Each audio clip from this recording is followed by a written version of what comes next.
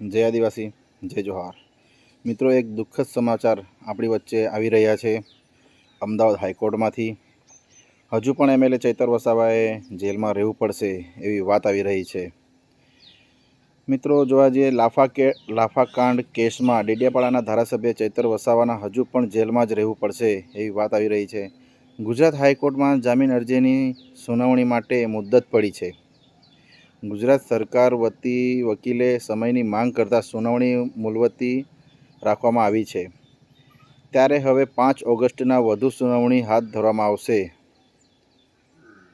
ત્યારે હવે આપણા ધારાસભ્ય શ્રી ચૈતરભાઈ વસાવાને હમણાં રિહા કરવામાં નહીં આવે એવી વાત આવી રહી છે। મિત્રો, બહુ દુઃખદની વાત છે। અમને એવી આશા હતી કે આજ રોજ તારીખ 22/7/2025ના રોજ સાંજ સુધી ધારાસભ્ય શ્રી ચૈતરભાઈ વસાવા જેલમાંથી છૂટી જાય, જેલમાંથી મુક્તિ થઈ જાય એવી અમારી આશા હતી। એ આશા અમારી નિરાશામાં ફેરવાઈ ગઈ છે। મિત્રો, ખૂબ દુઃખની વાત છે। તો મિત્રો, આપણે હિંમત નથી હારવાની, આપણી હિંમત બિલકુલ નથી હારવાની। આપણે હિંમત રાખવાની છે, આપણે એક થઈને રહેવાનું છે। આપણે હિંમત હારશું તો મિત્રો કઈ રીતે ચાલશે?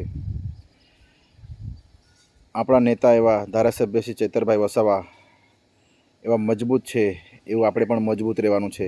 અને એમને શીખવાડ્યું છે કે એક ચૈતર વસાવા જેલમાં જશે તો એવા 1000 ચૈતર વસાવા બનશે, ને 1000 નહીં, હું ખાતરી આપું છું, લાખો કરોડો ચૈતર વસાવા અમે બનવા તૈયાર છે।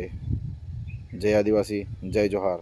તો મિત્રો, આજની અપડેટમાં એટલું જ છે કે આપણા લોકલાડીલા ધારાસભ્ય શ્રી ચૈતર વસાવા